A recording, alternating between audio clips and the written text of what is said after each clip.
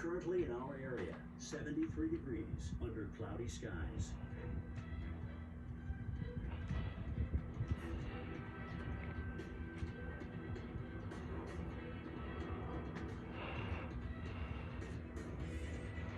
Today, generally cloudy, slight chance of a rain shower. High 77. Winds east-southeast at 10 to 15 miles per hour.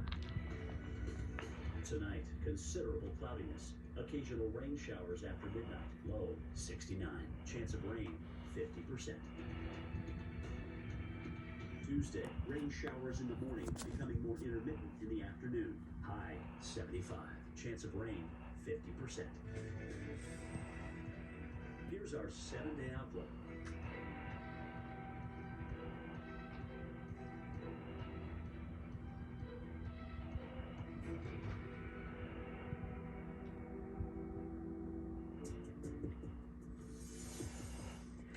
As Idalia inches closer to the U.S., Florida is bracing for impact. This storm is expected to intensify quickly in the Gulf of Mexico, creating a dangerous situation for people up and down Florida's west coast. In fact, Idalia is projected to become a Category 3 hurricane before making landfall.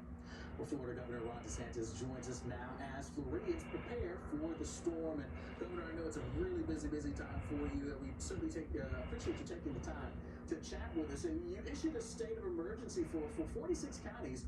What preparations are underway now in those areas? Well, the state's preparations are, we are arranging for tens of thousands of utility linemen to be pre-staged so that they can help with power restoration once the storm hits.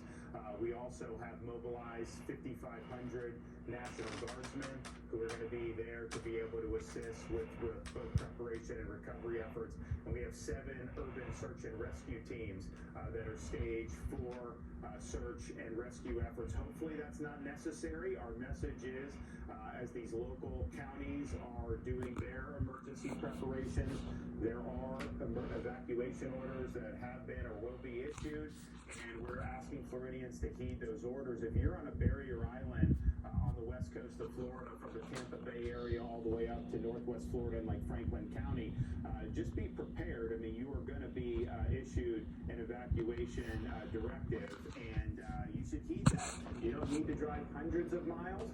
You can go to higher ground in a structure that's secured, and you can ride the storm out there. But please take the precautions to be able to protect yourself and your family. Yeah, I think that's an important message too here, and it also helps keep folks off the roads unnecessarily, well inland. But let's talk about the power outages. You mentioned that preparing for that and how the power companies are getting ready here. Are you pre-staging crews coming in to help with restoring power? Yes, we are, and I think we did the quickest power restoration in the history of hurricanes in Florida after Ian. There were millions and millions of people that got knocked out, but because we had these people, it was a really strong effort. But one thing we learned is, not every power outfit, because there's municipal utility companies, there's co-ops, they don't have to accept this help. So what we're saying is, please accept the mutual aid. Prepare for that and accept it, because we can surge these resources. Not only do you have the labor and the know-how, a lot of times they're bringing some of the parts that may be necessary, and we can surge those in too. So we're asking all the utility outfits to accept mutual aid. That will allow a more rapid restoration of power. And you guys have seen these storms. I mean, obviously they do a lot of direct damage, but a lot of people have modest damage or even no damage. But if they're without power for 2 weeks, then the whole thing starts to become very, very difficult. Morale starts to go low. So we really believe getting that power on is important. And if they accept the mutual aid, if you're a co-op or you're municipal, please accept it, because it'll make a difference for your customers. Absolutely. Now, unfortunately, just coming off from a weekend, and people are maybe just starting to pay attention to the fact that we've got this system that is on the way there in Florida. So what would you say Floridians should be prioritizing right now as they brace for this potential hurricane? Well, go to floridadisaster.org/get-a-plan, and you can see what the recommendations are. You have time today to prepare. If you're in one of those vulnerable areas like a barrier island, you have time to be able to evacuate to a friend's house, to a shelter, to a hotel.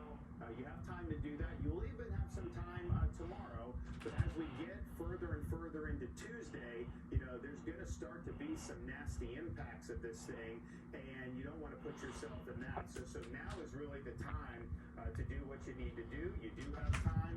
You don't need to panic. You don't need to drive hundreds of miles to try to outrun the storm. You just need to get to a place where you're going to be able to ride the storm out in safety.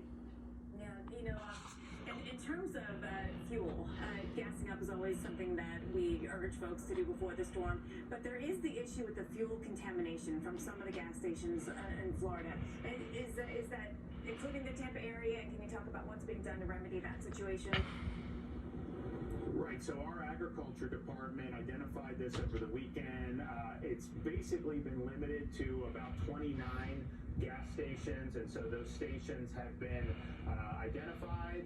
Floridians who happened to get gas, and basically what happened was there was a cross-contamination